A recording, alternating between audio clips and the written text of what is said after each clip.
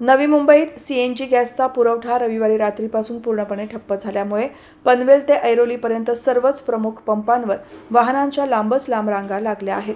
Gas भरण्यासाठी अनेक auto rickshaw, taxi तसेच खासगी सीएनजी वाहनधारक पंपाबाहेर तासनतास प्रतीक्षेत असल्याचे चित्र पाहायला मिळत आहे. महानगर गॅस लिमिटेडकडून मिळालेल्या माहितीनुसार गेलच्या मुख्य गॅस पाईपलाईनला चेंबूर ट्रॉम्बे परिसरात नुकसान झाल्यामुळे गॅसचा पुरवठा ठप्प झाला आहे.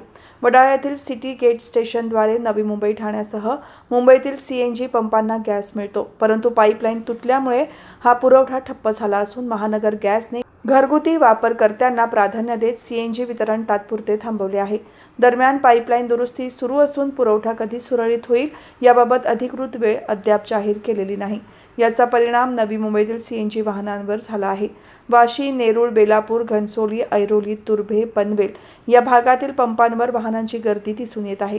या पुरवठा बंदीमुळे सार्वजनिक वाहतूकही अडथळ्यात येण्याची चिन्हे आहेत.